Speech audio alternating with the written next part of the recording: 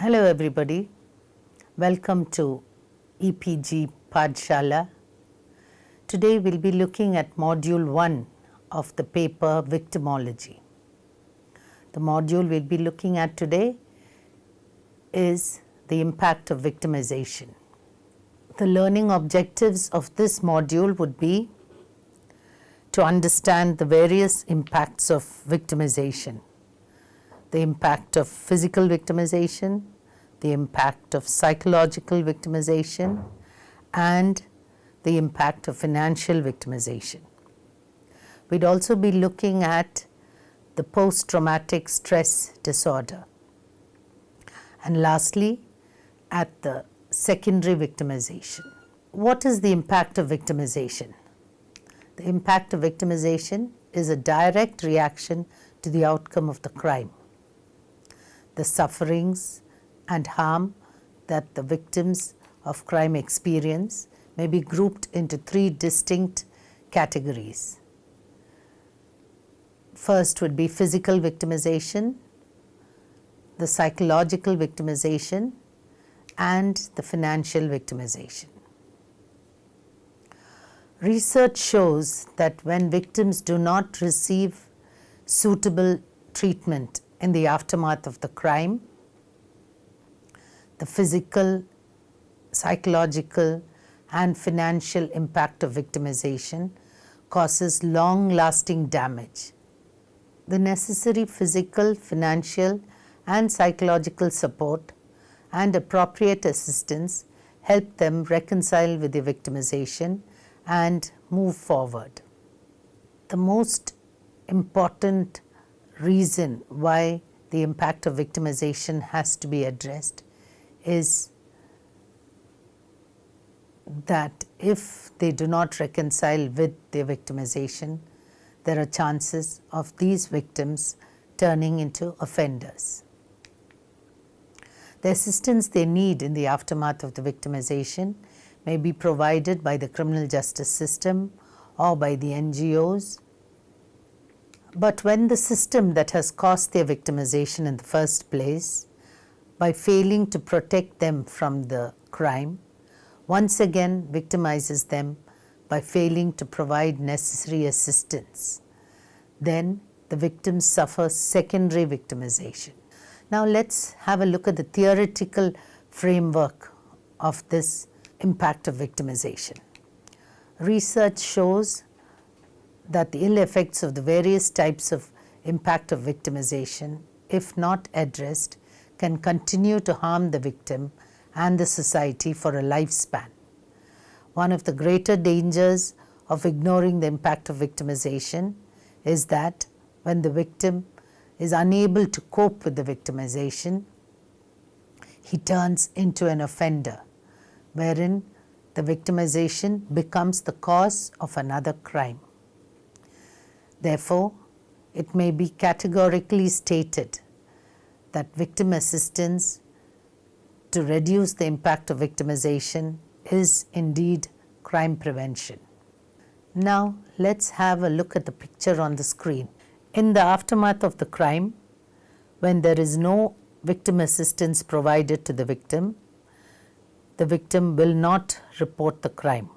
So, there is non-reporting, and there is no reconciliation with the victimization, there is no healing, and the victim internalizes the harm. Then this leads to anger and frustration, and there is a lack of coping skills. All these factors put together would lead the victim to commit crime. So, this makes it very clear that when there is no victimization, there is the occurrence of another crime. Conversely, victim assistance is crime prevention.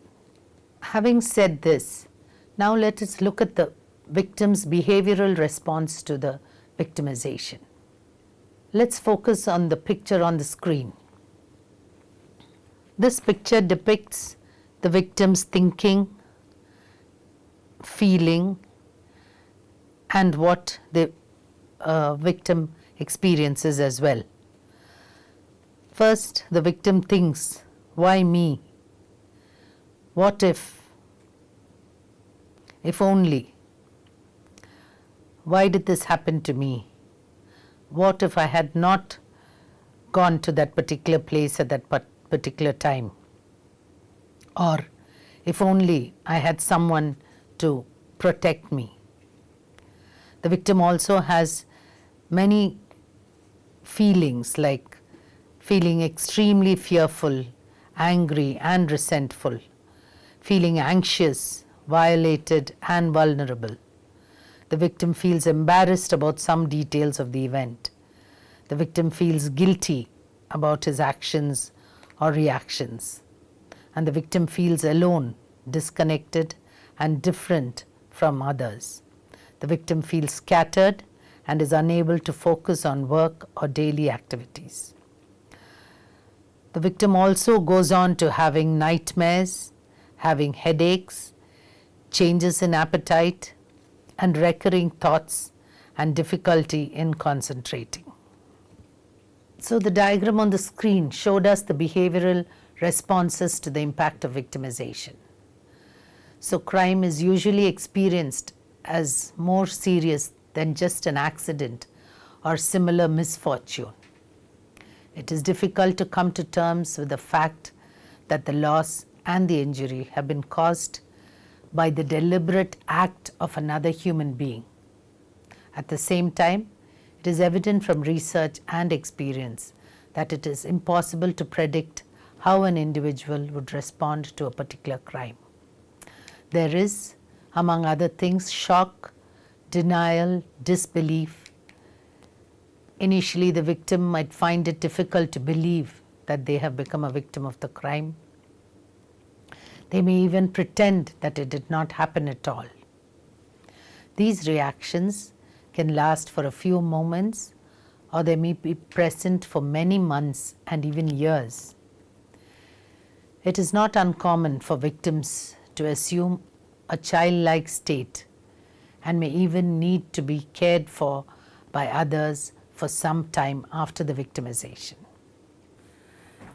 It is also common for the victims to feel as though the crime occurred when they were in a dreamlike state.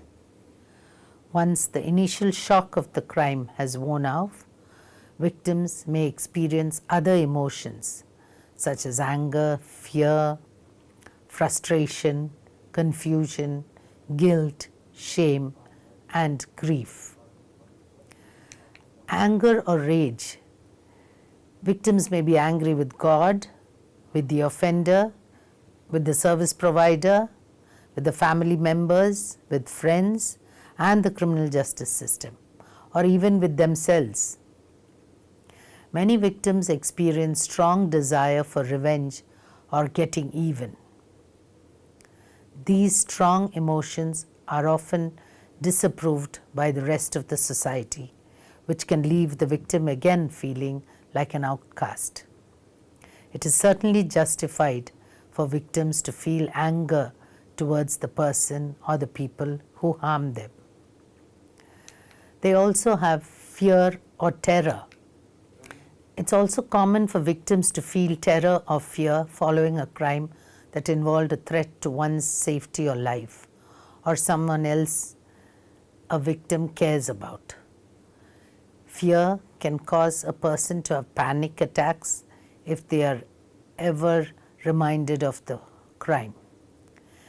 Fear can last for quite some time following the commission of a crime, and under certain circumstances, it can become debilitating. Fear or terror that becomes overwhelming is unhealthy. There is a sense of frustration as well. Many victims are frustrated by the feeling of helplessness or powerlessness that surface when the crime takes place. This can be especially true if victims were unable to fend off an offender, calling for help, or run away if they cannot access support and information that is necessary for their healing.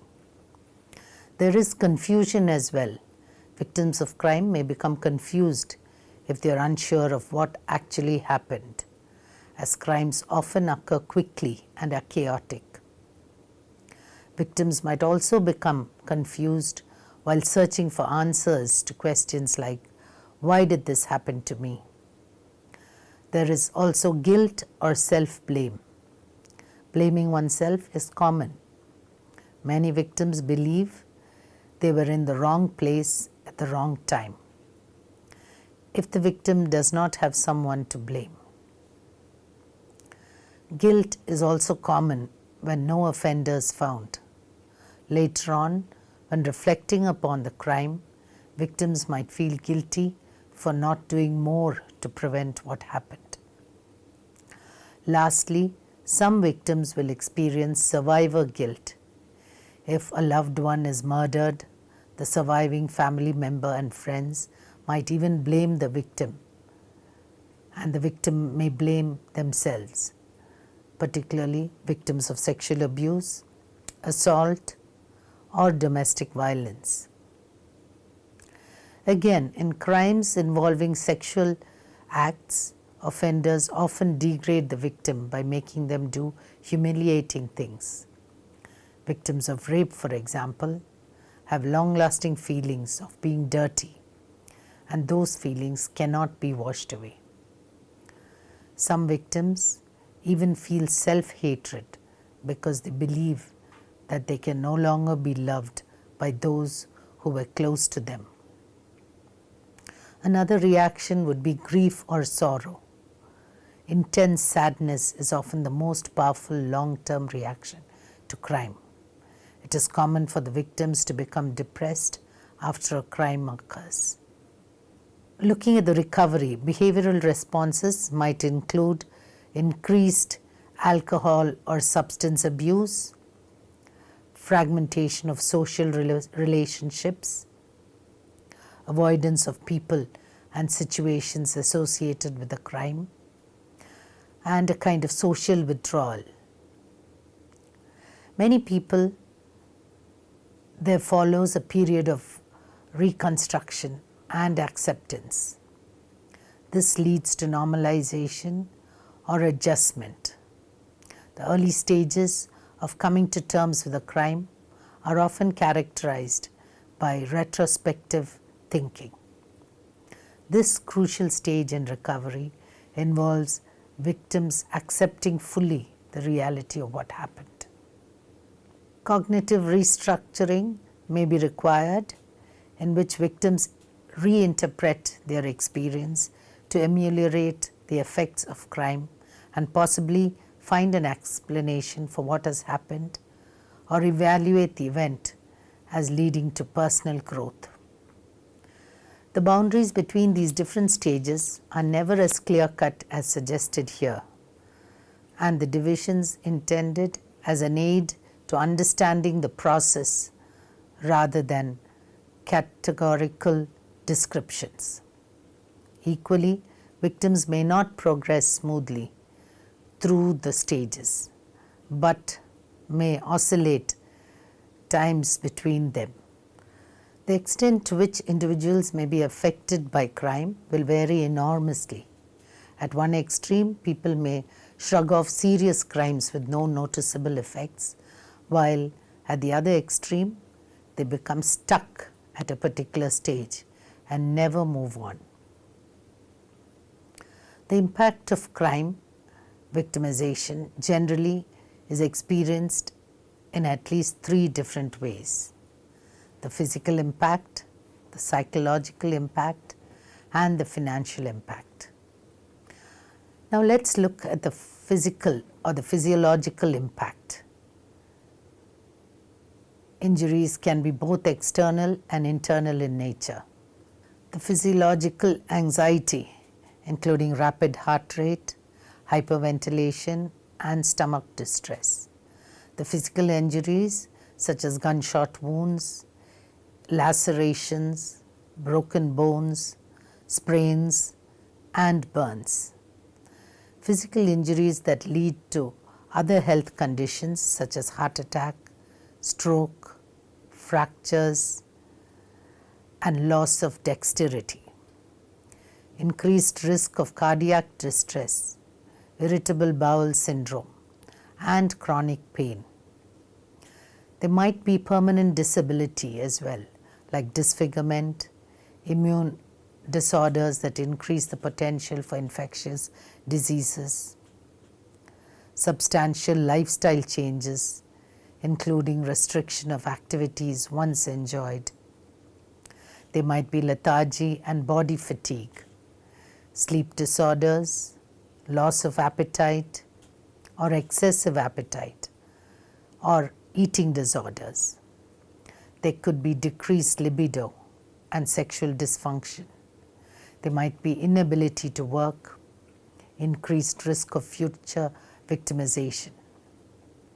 For sexual assault victims, possible exposure to sexually transmitted diseases. There could be exposure to HIV and unwanted pregnancies as well. Moving on to the external injuries. The physical impacts of the crime experienced by the victims may be apparent as bruises, black eyes, slashes, contusions, cuts, bruises, broken limbs, broken nose, broken cheekbone or jawbone, damage to the face, and also loss of teeth. But the physical injuries resulting from victimization may not always be immediately apparent. This may be particularly true in cases of domestic violence, where the injuries occur on parts of the body that are normally clothed. Traumatic brain injury occurs when the victims are repeatedly beaten on the head or suffer injuries through car crashes. Facial injuries are by far the most frequent results of physical assaults other than domestic violence. Some victimization will result in mutilations, dismemberment, or internal injuries. Physical injuries are often permanent. Physical scars or chronic pain serve as a constant reminder of the crime. Cultural, gender, and occupational factors may affect the individual's reaction to the permanent scarring or disability, as will the reaction of others to any visible reminders. The internal injuries. The other not so obvious internal physical impacts of crime include, among many others, palpitation, an increase in the adrenaline in the body, increased heart rate, hyperventilation, shaking, tears, numbness, a feeling of being frozen, experiencing events in slow motion, dryness of the mouth, enhancement of a particular sense such as a sense of smell. It is common for people to lose control over their bowel movements as well. Some of these physical reactions may not occur until after the danger has passed. They may recur at a later stage when the memory of the crime returns. After the crime, victims may suffer a range of physical effects, including insomnia, appetite disturbance, lethargy, headache, muscle tension, nausea, decreased libido. Such reactions may persist for some time after the crime has occurred.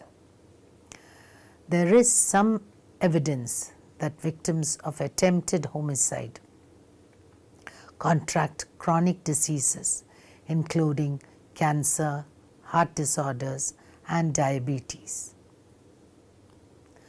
Now let's look at the emotional or the psychological impact.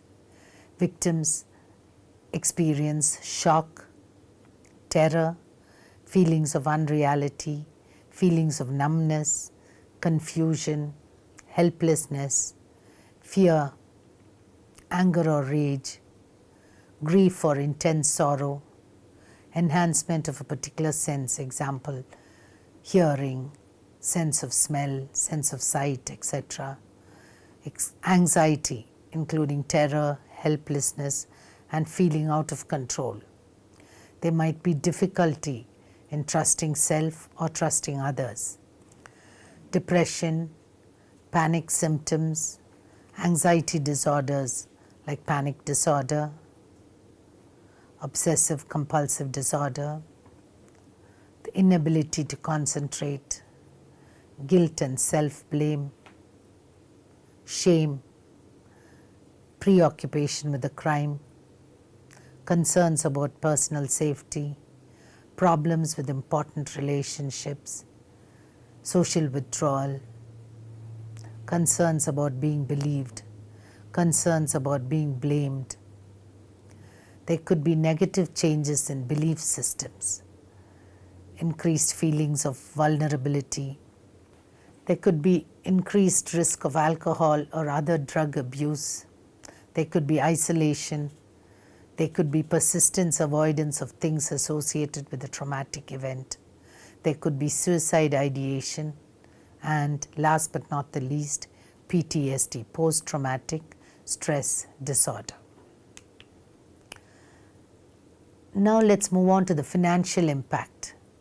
There might be medical bills, example, emergency transportation, hospital stays, inpatient and outpatient care, medical supplies, medication and prescription drugs, the cost of replacement of eyeglasses, hearing aids, or other sensory aid items which are damaged, destroyed, or stolen.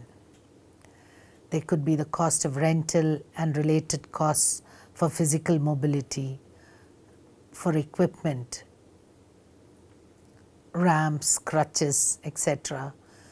There could be costs related to occupational therapy, job retraining, mental health counseling, and therapy. There is also the additional loss of wages due to incapacitation, rehabilitation, or taking time off from work to repair damage from property crimes, or participate in the criminal justice system, or seek medical and mental health treatment. Crime scene cleanup could also cost, loss or damage to personal property, costs of replacing locks and changing security devices, child and elder care, fees incurred in changing banking or credit card accounts, higher insurance premium that you have to pay after a crime, the relocation expenses. For families of homicide victims, there are other expenses like the funeral and burial expenses and the loss of income because of the demise. Moving on to the impact of victimization on children. All the stakeholders involved with children must be provided with information about the harmful effects of victimization on children. The literature survey, the research studies have proved time and again that there is profound negative effects of victimization on children. There could be increased aggression, there could be violent early childhood relationships, conduct problems like involvement in criminal and deviant activities, men's approval of violence against women later in life, increased anxiety, poor performance at school, and psychological adjustment problems, post-traumatic stress disorder, and major depressive episodes. There could be lower levels of self-esteem, there could be mood swings, anxiety, substance abuse, psychotic and personality disorders. There could be reduced brain volume development. There could be delinquent behavior by children who are affected by crime. Other impacts include unrestricted sexual behaviors and fantasies in women in early adulthood, and poor body image, sexual dissatisfaction in men in early adulthood, binge drinking, and suicide ideation. In the case of children, there could be unwanted pregnancies, STD, HIV infection, and emotional and psychological damage. These disrupt normal psychological development and personality development. This picture shows the prevention of victimization. All the stakeholders, the parents, the teachers, the school authorities, need to pool in to prevent this type of victimization. There should be awareness about the different types of victimization and the impact of this victimization. This is crucial in protecting children from the long-term effects of victimization. Now let's move on to PTSD, the post-traumatic stress disorder. This PTSD was first applied to military veterans who experienced psychological impact while serving in combat.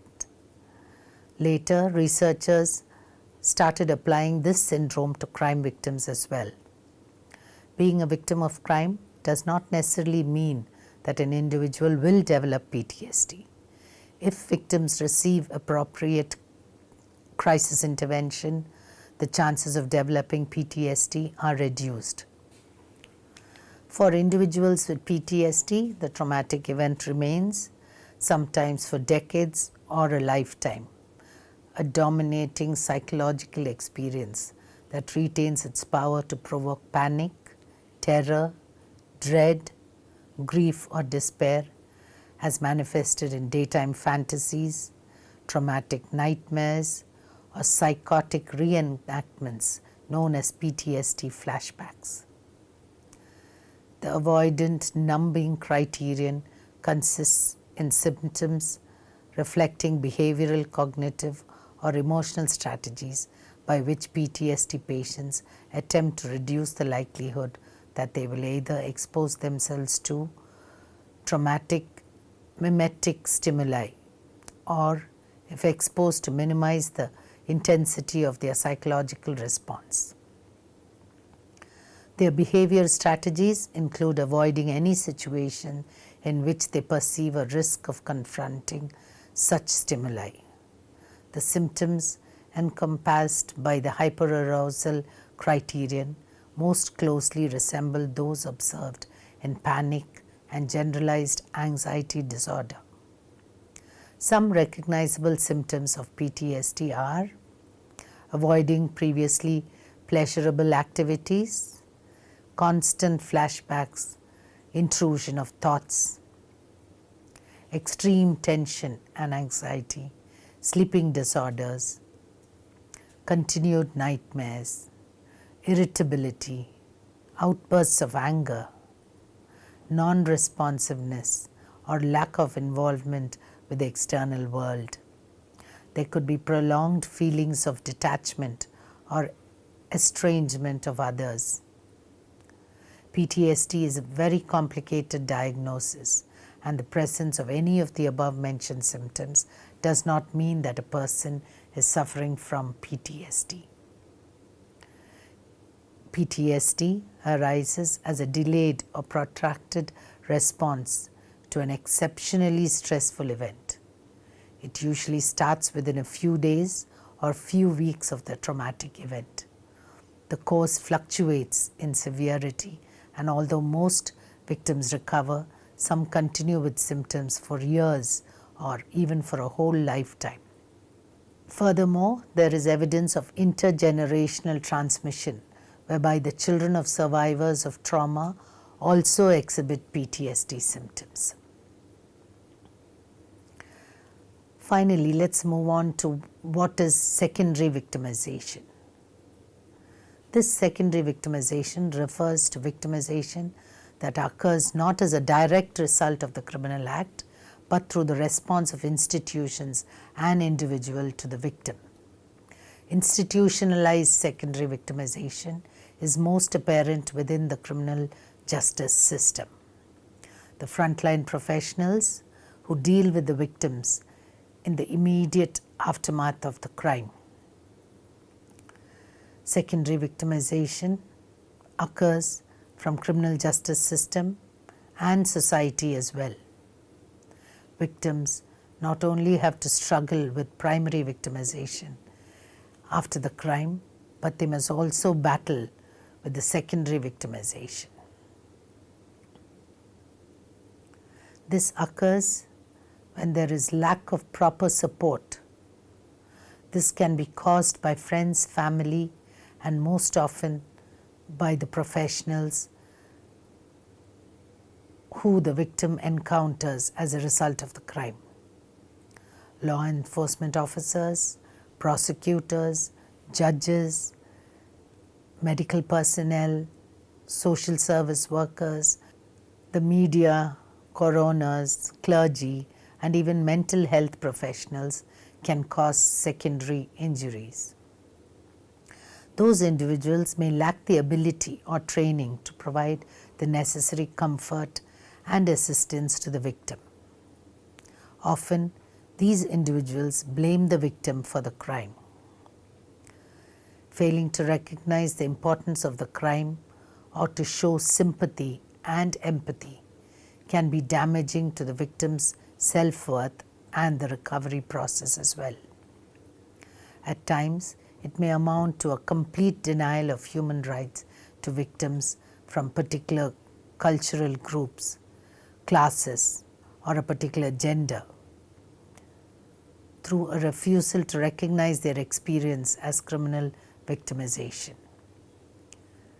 It may result from intrusive or inappropriate conduct by police or other criminal justice personnel. Secondary victimization through the process of the criminal justice system may occur because of the difficulties in balancing the rights of the victim against the rights of the accused or the offender. More normally, however, it occurs because those responsible for ordering criminal justice processes and procedures do so without taking into account the perspective of the victim. Other agencies that come into contact with the victim may cause secondary victimization as well.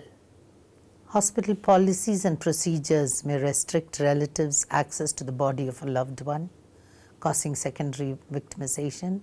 Doctors also may not acknowledge signs of spouse abuse. Spiritual leaders may attempt to guide victims into paths of forgiveness or accommodation before they are ready or against their wishes. Intrusive or inappropriate investigation and filming, photography, and reporting by the media are also factors that could cause secondary victimization. Even non-governmental organizations set up to help the victims of crime, such as victim services, victim compensation, refugee services, and mental health institutions, may have some policies and procedures that lead to secondary victimization. Some people with whom the victim has contact may wish to distance themselves from the distress of the crime by blaming the victim for what has occurred. The shock and loneliness can be much greater for those victims. With regard to abuse of power for offences committed by particular groups within a country, prompt condemnation of the action by the state and by the victim's community will help, as will the message conveyed by any practical action.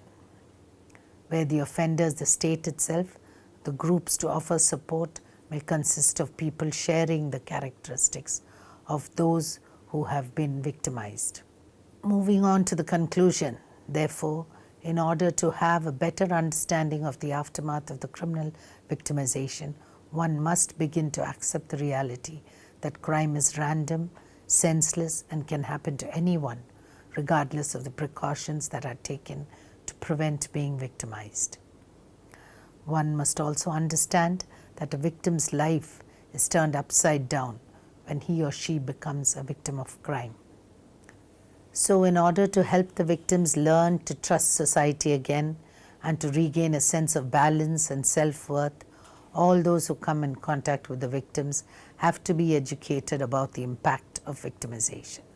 With proper training, all professionals will be better able to assist victims in dealing with the aftermath of the impact of victimization.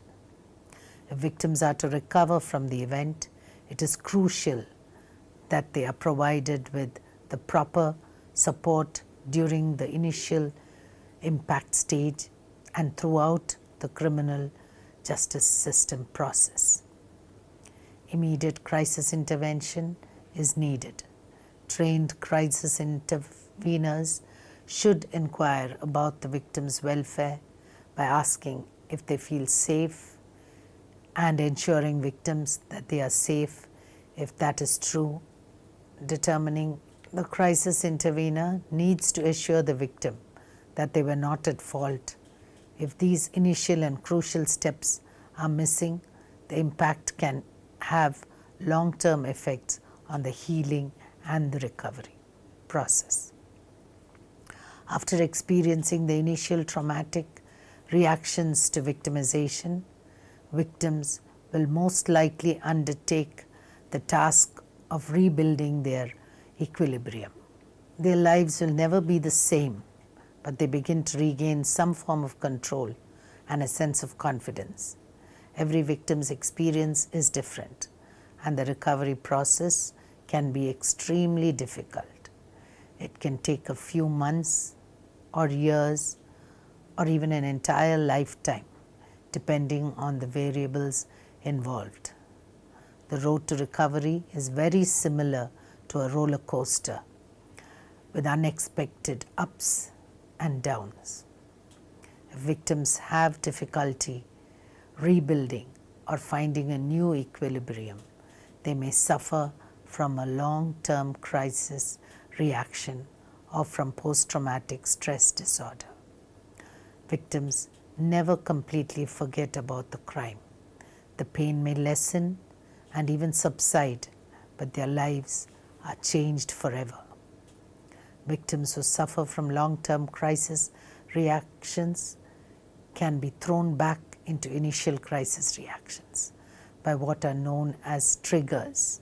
Many victims will have particular triggers that remind them of their victimization, such as sights, smells, noises, birthdays, holidays, or the anniversary of the crime. It is therefore both a clinical and a social policy task to incorporate a multidimensional and interdisciplinary framework in designing appropriate responses to reduce the impact of crime victimization.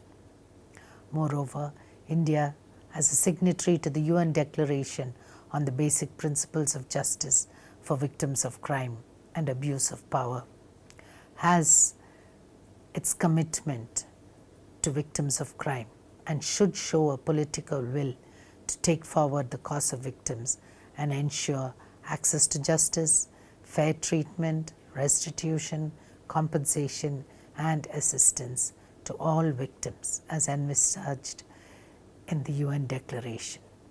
This will help reduce the impact of the victimization. Thank you.